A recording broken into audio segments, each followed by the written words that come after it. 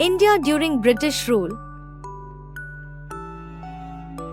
Highlights of the lesson. Students will know about the beginning of British rule in India, the Battle of Plassey, the Battle of Buxar. My grandmother stays at Puducherry. Let me tell you some important facts. It was originally named Puttakseri, meaning new village in Tamil. The French turned this name into Pondicherry, English, Pondicherry. They established a trade center there and made it the capital of their posts in India. The French founded trading posts at Mahé in 1725, Yanam in 1731, and Karaikal in 1739. Who are these French people? Why did they settle in Pondicherry? To know this, we should know about India. Introduction. In order to gain control over the different countries of the world and colonize them, many European nations like Portugal, Holland, the Netherlands, France, and England set out to conquer regions in Asia and Africa. India was a very rich country. It was famous for its spices, cotton, silk, gold, indigo, precious stones, and other mineral ores. Spices were the most important item of trade. The first European to discover a sea route to India was a Portuguese explorer, Vasco da Gama. In 1498, he travelled around Africa, Cape of Good Hope, and landed at Calicut, in Kerala. The Portuguese set up trading or business centers in Kozhikode and Kochi, in Kerala. Soon, the Dutch, the French, and the British traders followed the Portuguese and set up their trading centers in India. To gain supremacy and reap profits, they fought with each other. However, the British defeated all the other trading companies and acquired complete control over India's trade. The East India Company. The British formed the English East India Company in the year 1600 for trading in India. Queen Elizabeth I was the Queen of England and Ireland at that time. The first trading center was set up at Surat. Later, the Mughal Emperor, Jahangir, gave them permission to set up trading centers on the western and eastern coast of India. The English East India Company set up trading centers in Mumbai, Chennai, and Kolkata. They soon erected forts at these locations. The French too decided to set up their trading posts in Bengal and Tamil Nadu. This led to conflicts with the British in India. The French forces were defeated and forced to give up all their trading settlements except Puducherry, Pondicherry. After the death of the Mughal Emperor, Aurangzeb, in 1707, several small regional kingdoms emerged. They fought with each other. The British East India Company took advantage of this situation and started taking control of the political affairs of the country. Do you know? During the 17th century, pirates robbed ships carrying expensive material that was exported to other regions. Battle of Plassey. The British wanted to reap more profits out of their trade with India. To ensure this, they took control of the rich state of Bengal. Siraj-ud-Daulah was the Nawab of Bengal at that time.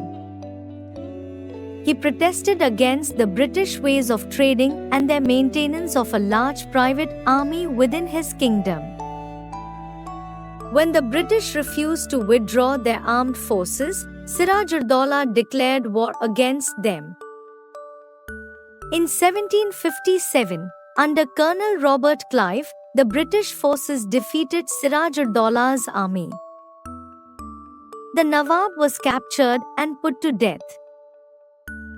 This war is known as the Battle of Plassey. Battle of Buxar.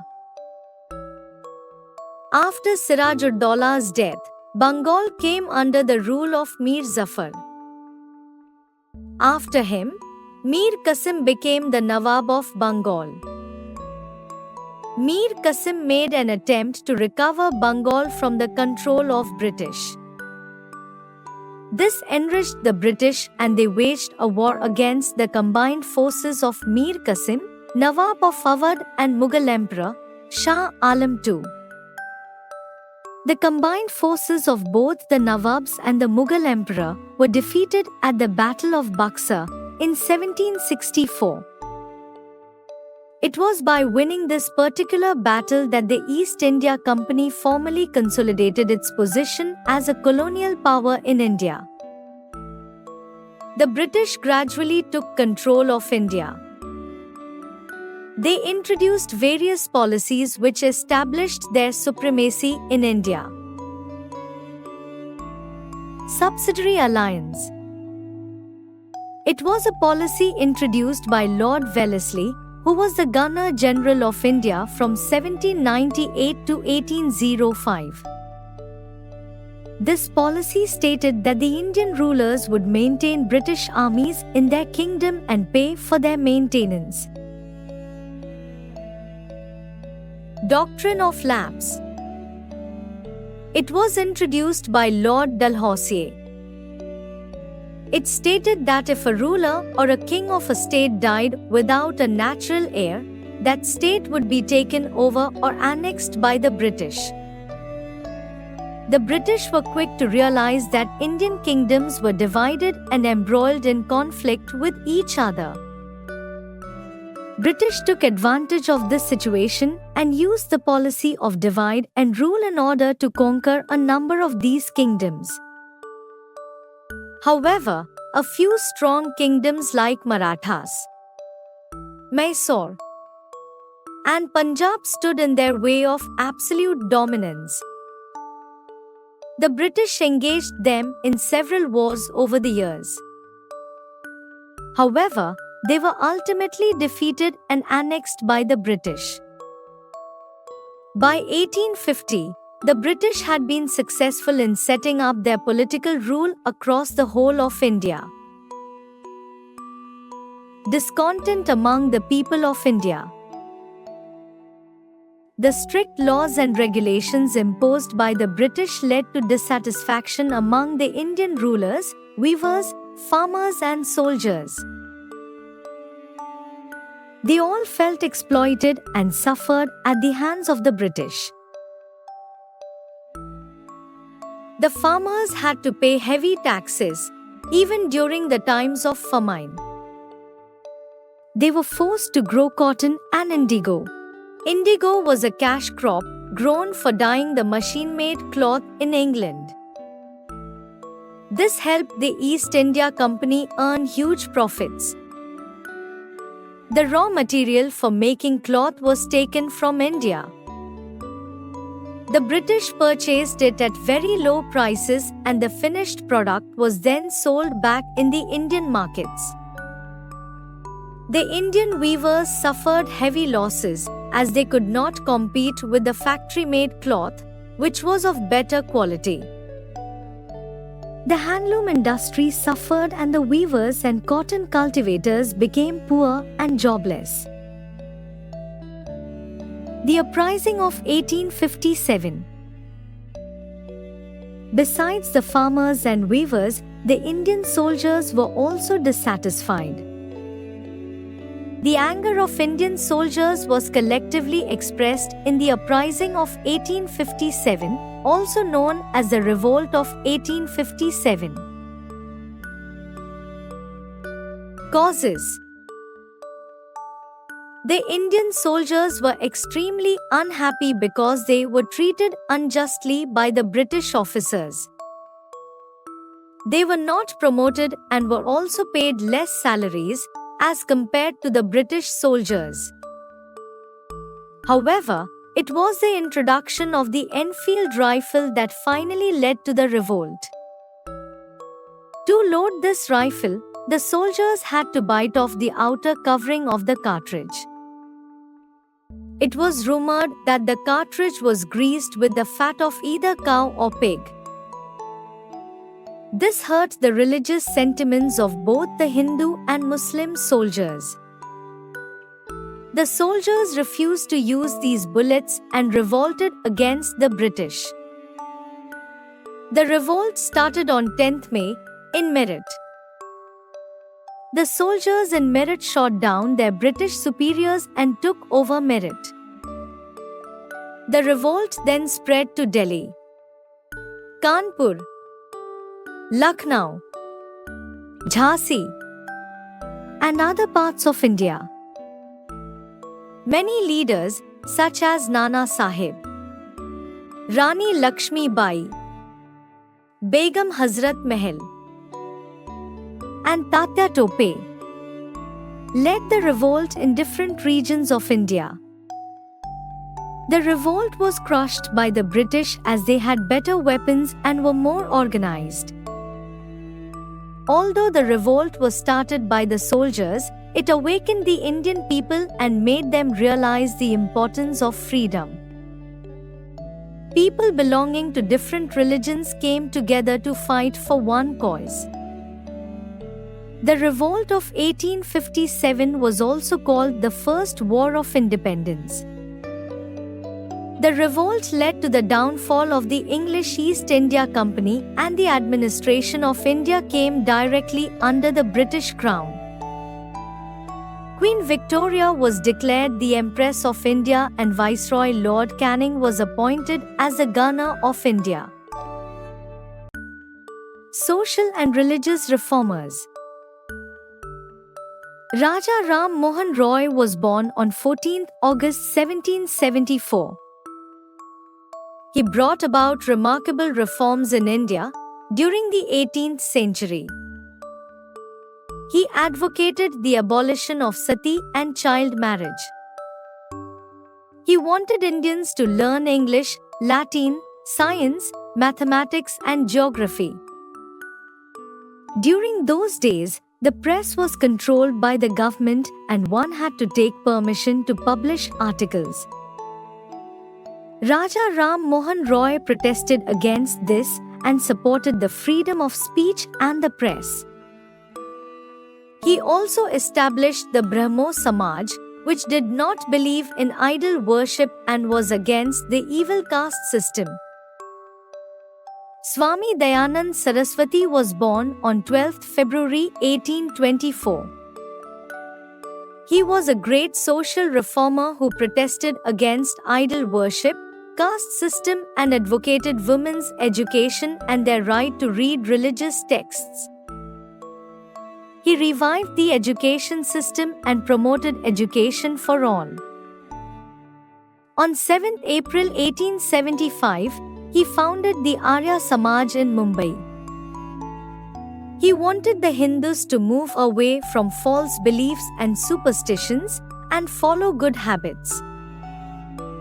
He believed that the Vedas were the source of true knowledge and everybody should not just read, but also propagate them. Ishwar Chandra Vidyasagar was born on 26 September 1820. He was a great scholar, academician, and reformer. He initiated the concept of widow remarriage and also fought against child marriage. He opposed the system of education which was exclusively reserved for Brahmins. He propagated that the doors of educational institutions should be open for all, even for the people belonging to lower castes. Swami Vivekanand and Syed Ahmad Khan were also major social reformers of this period.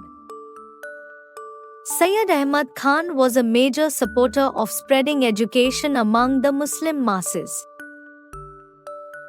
Let's recall. The English East India Company was established in the year 1600 for trading in India.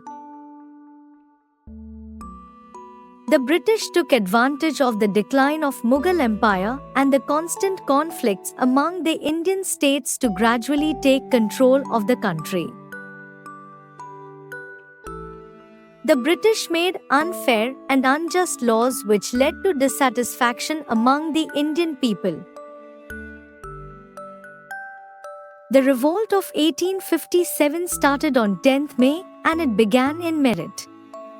Indian society was plagued by social evils like caste system, sati, dowry and child marriage. Social reformers like Raja Ram Mohan Roy, Ishwar Chandra Vidyasagar, Dayanand Saraswati and Sir Syed Ahmad Khan worked towards eradication of these evils. Glossary. Spice. An aromatic plant substance used as flavoring in food. Trade. Buying and selling of goods, mainly for profits. Protest. To express disapproval and dissatisfaction.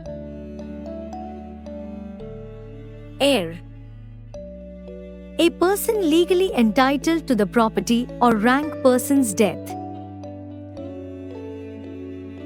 Embroil. Involve or engage. Revolt. To rise in rebellion. Cartridge. Bullet or shell. Awaken. To become aware or active. Sati. An outlawed Hindu practice of a widow throwing husband's funeral pyre. Superstitions. A widely held but irrational belief in supernatural leading to good or bad luck.